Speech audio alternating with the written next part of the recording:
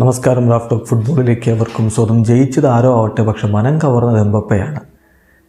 ഇങ്ങനെ ചിലർ കളിയാക്കി പറയാറുണ്ട്. അത് കഴിഞ്ഞ വേൾഡ് കപ്പിൻ്റെ ഫൈനലിൻ്റെ പശ്ചാത്തലത്തിൽ പറയുന്നതാണ്. അതിനി എന്തൊക്കെ പറഞ്ഞാലും വേൾഡ് കപ്പ് ഫൈനലിൽ ഹാട്രിക് അടിച്ചയാൾ ഫുട്ബോൾ പ്രേമികളുടെ, യഥാർത്ഥ ഫുട്ബോൾ പ്രേമികളുടെ മനം കവരും. അതിനി എന്ത് പറഞ്ഞിട്ടും കാര്യമില്ല. ഇപ്പോൾ ഏതായാലും എംബാപ്പെ യുവേഫ ചാമ്പ്യൻസ് ലീഗിൽ അടക്കം മനം കവരുകയാണ്. മനം കവർന്ന എംബാപ്പെ PSG കഴിഞ്ഞ 2 വർഷവും എത്താൻ കഴിയാത്ത ക്വാർട്ടർ ഫൈനലിലേക്ക്, യുവേഫ ചാമ്പ്യൻസ് ലീഗിൻ്റെ ക്വാർട്ടർ ഫൈനലിലേക്ക് എത്തിയിരിക്കുന്നു. എംബാപ്പയുടെ ഇരട്ട ഗോളുകളാണ് ഇന്നലെ അവരെ വിജയത്തിലേക്ക് കൊണ്ടുപോകുന്നത്.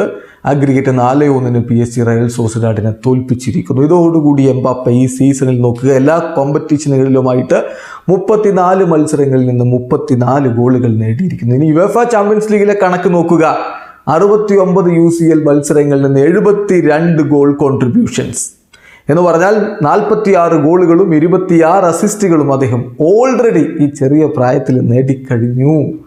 ഇനിയും നോക്കുക, ഇന്നലെ എംബാപ്പെ മനം കവർന്നിട്ടില്ല എന്ന് ആർക്ക് പറയാനാവും? ഇതുപോലെ മനം കവരാൻ ആർക്ക് കഴിയും?